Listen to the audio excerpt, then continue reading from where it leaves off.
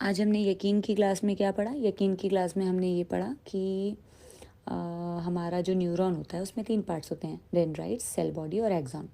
Dendrites और cell body में नेसल्स granules भी होते हैं।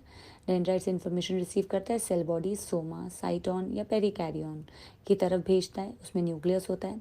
एक्सॉन की प्लाज्मा मेम्ब्रेन एक्सोलेमा, उसकी साइटोप्लाज्म को एक्सोप्लाज्म कह सकते हैं। अगर उसके ऊपर माइलिन शीट है तो माइलिनेटेड न्यूरॉन होगा। माइलिन शीट डिसकंटिन्यूस होती है, गैप्स को नोड्स ऑफ रैनवियर बोलते हैं। उनके अलोंग फ्री कंडक्शन होता है, क्योंकि जहाँ माइलिन होती है वो लिपिड एनरिच्ड होती है, और लिपिड जो है वहाँ पे इंसुलेशन का काम करता है, वहाँ फ्री कंडक्शन नहीं होने देता। एक्सॉन टर्मिनल, एक्सॉन एंड करती है एक्सॉन टर्मिनल या टीलोडेंड्राइट्स, वहाँ साइनेप्टिक नॉब्स होते हैं। साइनेप्टिक नॉब्स के अंदर साइनेप्टिक वेसिकल्स होते हैं। साइनेप्टिक वेसिकल्स के अंदर न्यूरोट्रांसमीटर्स होते हैं। ये एक्साइटेटरी न्यूरोट्रांसमीटर और इनहिबिटरी न्यूरोट्रांसमीटर दोनों तरीके के हो सकते हैं।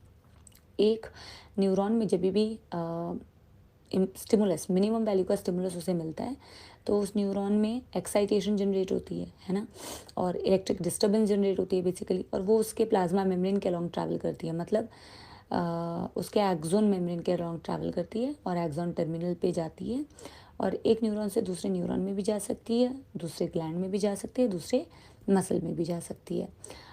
ये हमने न्यूरॉन का स्ट्रक्चर पढ़ा था। निजल ग्रैन्यूल जो होते हैं प्रोटीन सिंथेसिस का काम करते हैं, और ये आर और राइबोसोम के बने होते हैं।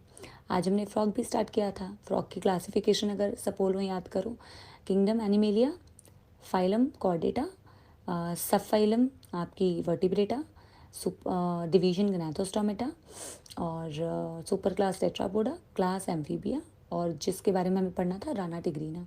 आज हमने बहुत बेसिक बातें की थी कि ये एम्फीबियन से बिलोंग करते हैं, फ्रेश वाटर टेरेस्ट्रियल दोनों होते हैं। ये कोल्ड ब्लडेड होते हैं, पोइकिलोथर्म होते हैं, अपना बॉडी टेम्परेचर कांस्टेंट मेंटेन नहीं कर सकते, ठीक है। ये बहुत peak summer peak winter season में नज़र नहीं आते हैं, जैसे मैंने कहा था तुम पढ़ाई के वक्त में नज़र नहीं आते हो। और ये बरो बनाते हैं, बरो बना के बरो के अंदर रहते हैं। Winter sleep, hibernation, summer sleep, aestivation. और हमने पढ़ा था कि ये कलर चेंज कर सकते हैं। लैंड पे है तो लैंड के जैसा, ग्रास में है तो ग्रास के जैसा।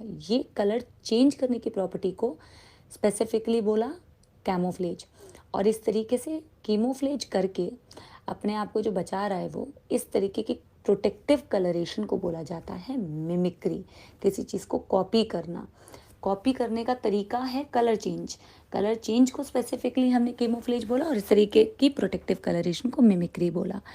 हमने फ्रॉक का स्ट्रक्चर बनाया था। अभी हमने मॉर्फोलॉजी डिस्कस नहीं किया, तो ये मैं अगली क्लास में ही डिस्कस करूँगी। इसको अगली क्लास के लिए छोड़ देते हैं, ठीक है।